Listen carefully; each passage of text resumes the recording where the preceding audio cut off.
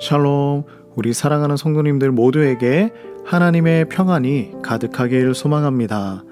우리 성도님들 고향 가는 길 너무 오래 걸리진 않으셨습니까? 하나님께서 새 아침과 새 힘을 주시길 기대하며 우리 말씀을 펼쳐보길 원합니다. 오늘 말씀은 에베소서 4장 25절에서 32절 말씀입니다. 말씀의 시작이 그런즉입니다. 우리는 이 말씀을 이해하기 위해서 두 부분을 봐야 합니다. 어제 말씀이죠. 4장 24절, 우리는 어떤 사람이 되어야 한다고 말하고 있나요?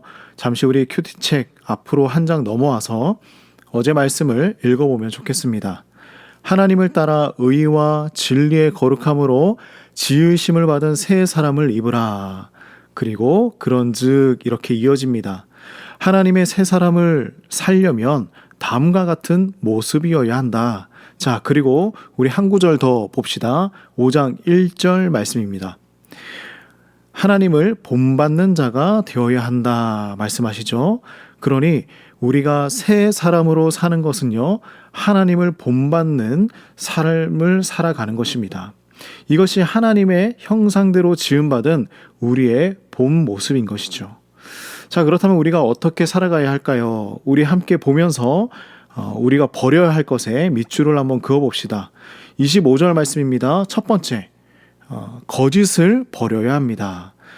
그리고 참된 말을 해야 합니다. 거짓은요, 사탄의 탁월한 전략입니다. 거짓은 속았구나, 여기에서 끝나지 않습니다. 성도와 성도 사이의 신뢰가 깨어지고 그 영향력은 하나님과 우리 사이에도 균열을 만들어가는 거예요. 그래서 우리는 거짓보다 참된 말을 하는 훈련을 해야 합니다. 왜 그럴까요? 서로 지체이기 때문입니다. 한 몸이기 때문입니다. 내 손이 거짓이면요, 내 팔도 거짓이고 내 몸통, 내 머리, 모든 것이 거짓이 되는 것이죠.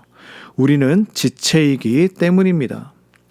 자, 그리고 26절 말씀입니다. 두 번째는요, 분을 버려야 한다.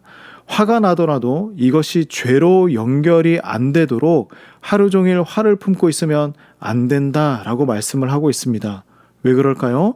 마귀에게 틈을 주기 때문입니다. 화가 나면 화가 나는 것에서 끝이 나지 않아요. 그 화는요, 가장 만만한 사람에게 흘러갑니다. 가인과 아벨의 제사를 보면 알 수 있어요. 하나님은요, 가인의 제사를 받지 않고 아벨의 제사만 받아주셨습니다. 그래서 가인은 화가 났어요. 그 화난 마음으로 동생을 죽입니다. 이상하지 않습니까? 제사를 안 받은 분은 하나님이신 거예요. 하나님에게 화를 내야 하는데 연약한 동생에게 화를 흘려 보냅니다. 분노는 사탄에게 틈을 보이는 것입니다. 이 틈은요, 끊임없이 틈새가 벌어져서 결국에는 깨어지고 망가지게 만드는 것이죠. 우리가 너무 어려운 일이지만 화가 날 때 기도하면 좋겠습니다. 우리 28절 말씀을 같이 볼까요? 세 번째는요, 도둑질을 버려야 한다 말씀하고 있어요. 그 대신에 무엇을 하라고요? 가난한 자를 구제하기 위해 선한 일을 하라고 하십니다. 우스갯소리이지만 한국은 카페에서 핸드폰을 놓고 주문하러 가도 없어지지 않는다는 것이 국룰이라고 합니다. 우리는 남의 것을 훔치거나 빼앗기보다 남을 어떻게 돕고 어떻게 유익한 일을 해야 할지 노력해야 하는 것이죠. 이것은 단지 물건에만 해당되는 것이 아닙니다. 그래서 교회는 공공의 교회가 되어야 합니다. 믿는 사람들만을 위한 교회가 아니라 모든 이웃들을 위한 교회가 되어야 하는 것이죠. 교회가 다양한 면에서 이웃들의 휴식처이면 좋겠습니다.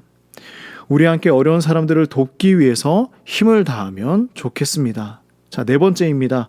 우리 29절 말씀에 말하는 것은 무엇이죠? 아예 더러운 말은 입 밖으로 꺼내지 않는 것입니다. 말은요, 덕을 세우는 말, 선한 말을 해서 은혜를 전달하며 살아야 합니다. 우리는 은혜를 전하는 사람일까요? 아니면 균열을 일으키는 사람일까요? 자, 다섯 번째입니다. 우리 30절 말씀이에요.